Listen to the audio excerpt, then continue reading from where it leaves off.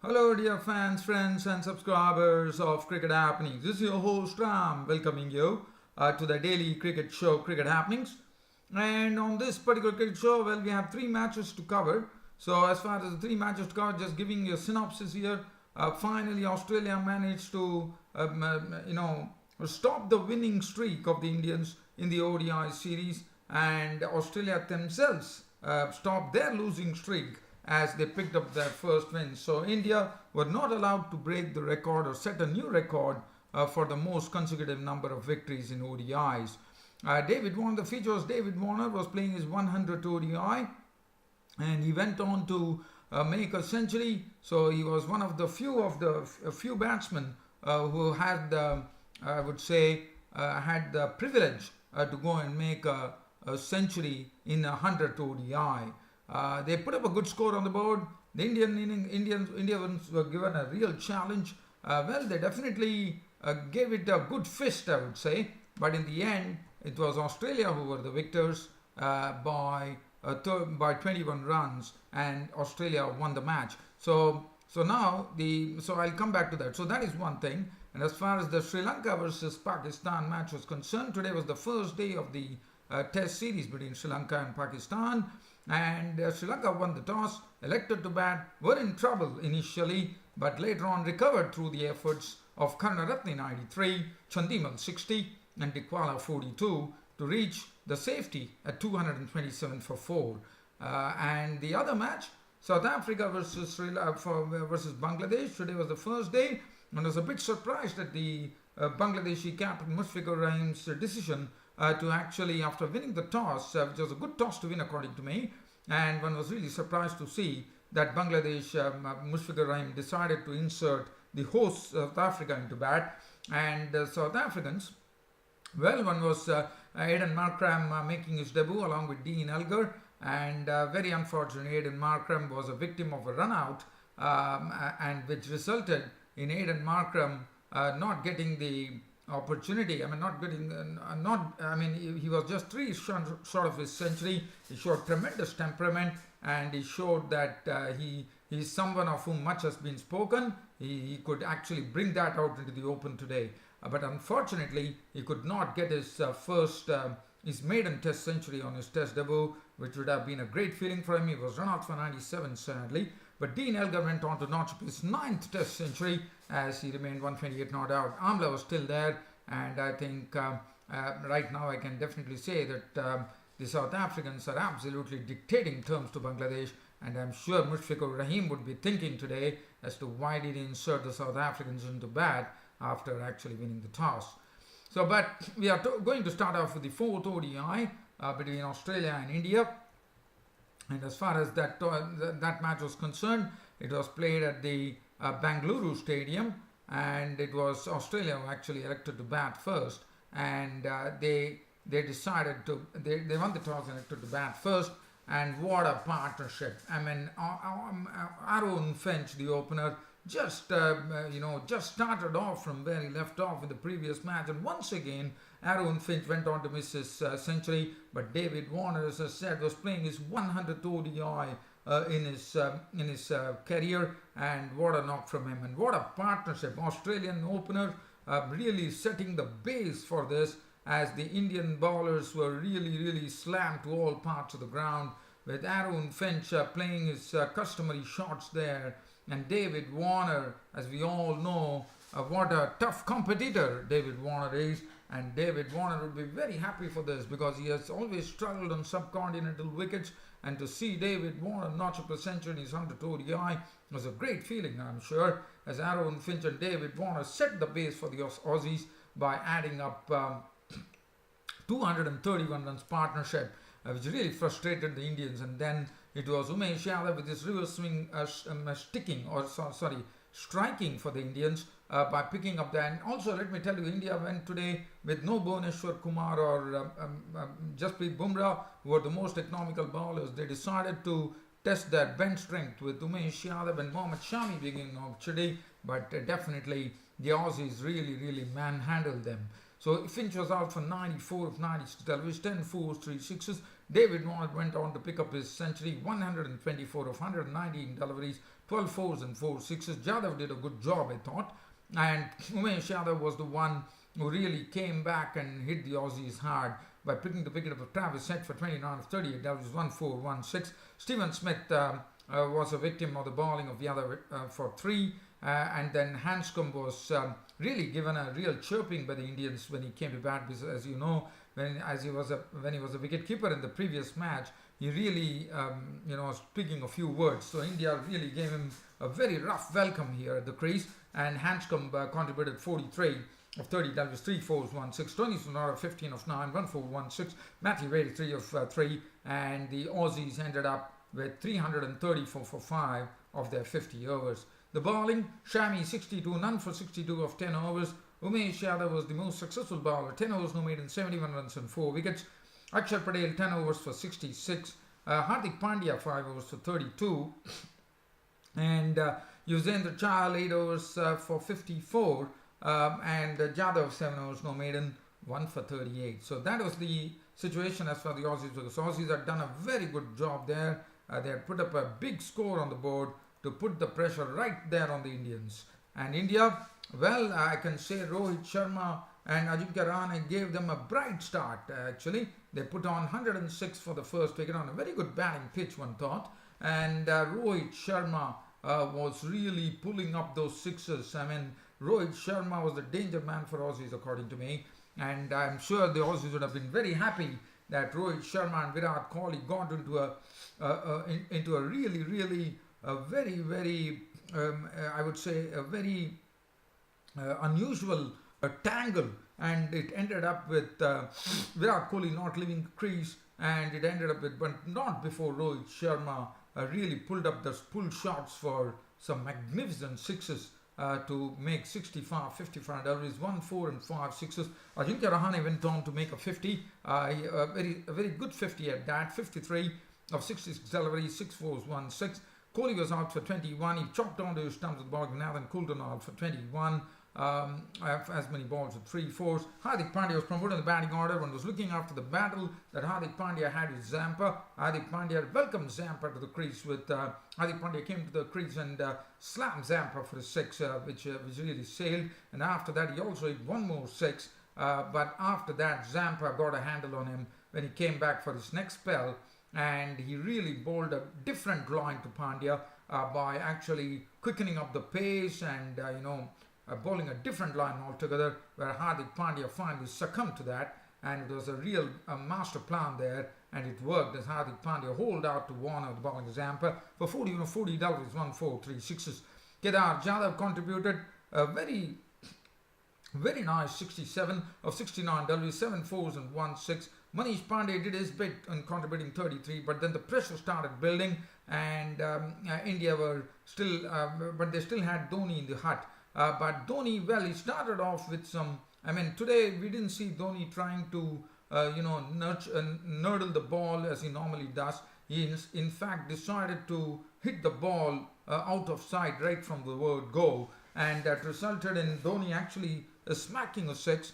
But then he found that the Aussie bowlers bowled a good line to him by keeping Dhoni quiet, and he was out for 13. And there came the curtains down on the Indians. Akshar Patel was out for 5, Shami not out 6, Yadav not out 2, and India ended up with 313 for 8. Thus the Aussies were the victors by 21 runs. Cummins 10 overs, 1 for 59, Nathan Coulton 2 for 56, Richardson 3 for 58, none for 34 for Marcus Stoinis.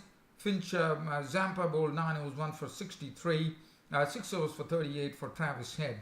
And that ended up India leading the 5-match series 3-1 with David Warner very rightly adjudged the man of the match. So that is as far as the India versus Australia, the 4th ODI went, but at least as I said, India's winning streak was stopped with the Aussies, and Aussies' losing streak was ended as well with their win here. Now, let's talk about the other match, which is we are talking about Sri Lanka versus Pakistan, which was the first test match today, and it was the first day of the first test at the Sri Lankan tour of United Arab Emirates in Pakistan. It was played at the Abu Dhabi cricket ground, and Sri Lanka definitely they started off in the openers Harris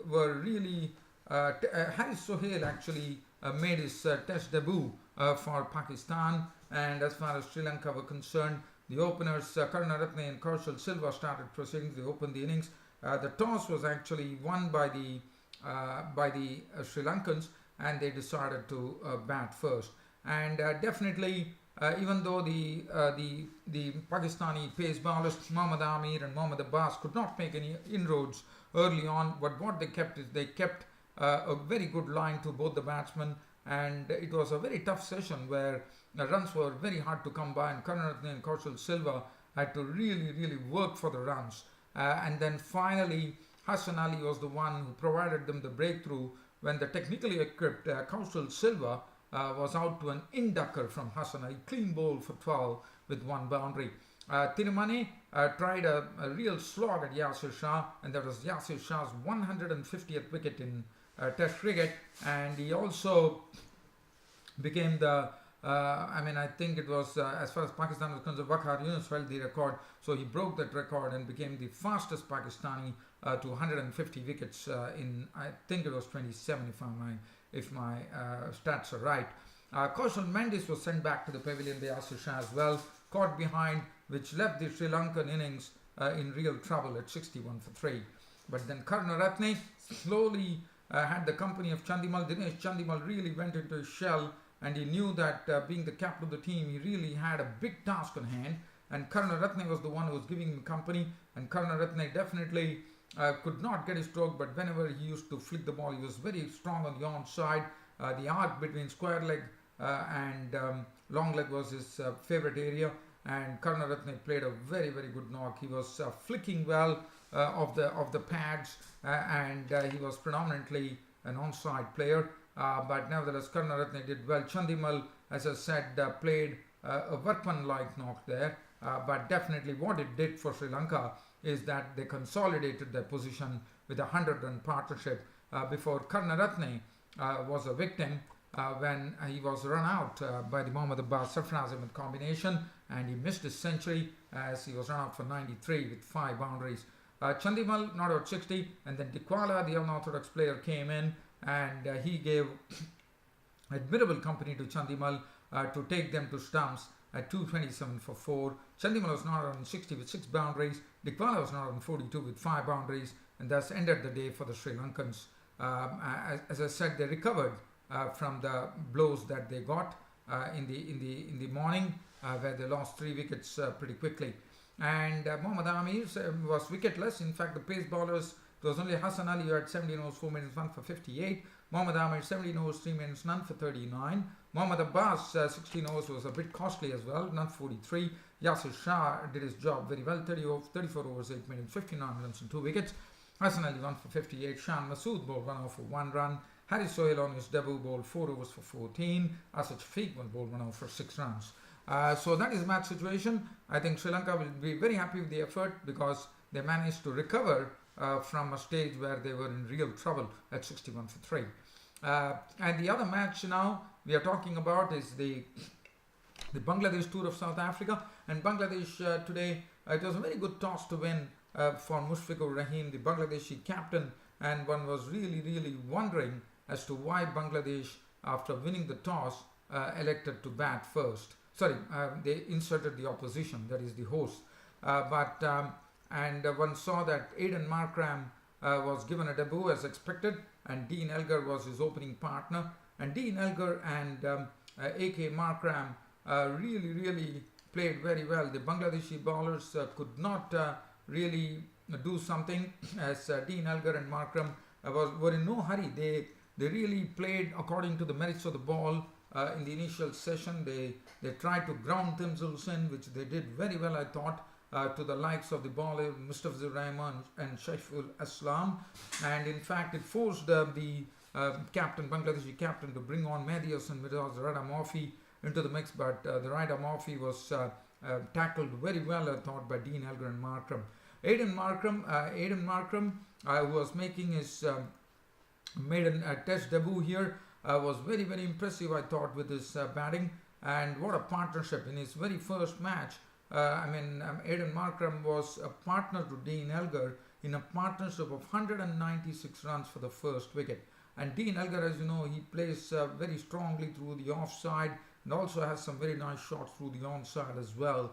He was doing well, but Markram, what was good to see about Aiden Markram, the man, the batsman in Test debut, the young batsman, was his match temperament. He was absolutely unfrazzled, and he was going about his task in a very meticulous manner. He was defending well, and predominantly he was very good through the cover region. He was stroking the ball beautifully, and as I said, he was in no problems at all. And he gave good company to Dean Elgar, his opener. And Dean Elgar, as we know, is someone who is a very stubborn player who can really ground himself in. And both really did a wonderful job to keep the Bangladeshi bowlers at bay. And the Bangladeshi bowlers had to really work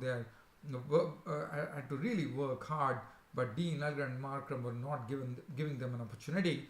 And while this was going on, and one was looking out for a 200-run partnership, which was just 4 runs short, something happened which left. It was Aiden. I think it was Aiden Markram's call. He probably wanted Dean Elgar to reach to his century, and he tried to go for a quick single, and in the process it ended with Aiden Markram short of ground. He was run out by Sabir Rahman, Matthews and Miraj combination, but very unfortunate. One was really feeling sorry for Markram, as on his Test debut, in his first innings in his Test career, he was run out for 97 with 13 boundaries, and it was a very sad sight. But Aiden Markram had to go. Dean Elgar continued his good work. He reached his 9th Test century, and then Hashim Amla joined him, and Hashim Amla also really started playing in the way that he does, with those graceful strokes of his. As Elgar was not out on 128 with 9 fours and 2 sixes, Hashim Amla was not out on 68, and South Africa, they closed on a commanding 298 for 1 on the first day of the first Test against Bangladesh at Potchefstroom. As far as the bowling was concerned, Mustafizur Rahman 16 overs 1 maiden none for 54, Shafiul Islam 15 overs 3 maidens none for 44, Matthews and Miraj bowled 36 overs 3 maidens 101 runs and no wicket. There was no wicket for anybody, as there was only 1 run out, which happened for Markram. Taskin Ahmed 15 overs 3 maidens none for 52, Mahmudullah 2 overs for 13, Mominur 2 overs none for 15, Sabir Rahman 4 overs no maiden none for 15. So definitely one can say that I'm sure Mushfiqur Rahim would be still ruining the decision as to why did he not bat first, and why did he put the South Africans into bat. That would be the ticklish question that would be bothering Mushfiqur Rahim, according to me, looking at the South African card today. Now, the next news, the last thing that I'm going to share on this Cricket Happening show is about an youngster by the name Shaheen Afridi from Pakistan. And why I'm talking about this guy, he's a real tearaway, I'm told. He's a very genuine pace bowler, and he actually, as you know, the Quaid-e-Azam Trophy is the local trophy in Pakistan. And this bloke, the reason I'm talking about this guy is no one has actually taken 8 wickets in his first match in a Quaid-e-Azam Trophy. And 17-year-old Shaheen Afridi has broken a record. He has created a new record because he took, Shaheen Afridi is a pace bowler, as I said. He took 8 wickets for 39 in a Quaid-e-Azam Trophy, and this is the best ever recorded bowling analysis on a first-class debut for a bowler. And Shaheen Afridi, and as I told you, is one who is a pace bowler, and one would remember that there was a guy by the name Riaz Afridi who played just a solitary Test match. And just for your information, Shaheen Afridi is the brother of Riaz Afridi, and he's coming from the tribal land in the Khyber Agency. And as I said, he's a tearaway, and he has already been picked up for the Bangladesh Super League. I mean, it was the 116 talent hunt program which brought this cricketer into the open.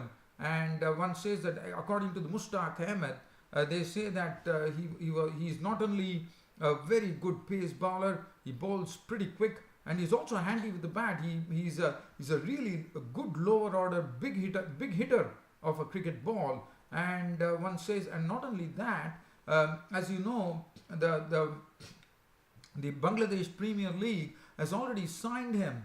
I mean, Dhaka Dynamites have already signed this bloke Shaheen Afridi, the 17-year-old, for the Bangladesh Super League. And it's also, it seems that the Mushtaq Ahmed and also the captain of the Dhaka Dynamites team, the Sri Lankan player Kumar Sangakkara, have exchanged meals, and there is a big deal he has been given. And let me tell you, what he did was he picked up 8 wickets for 39 runs.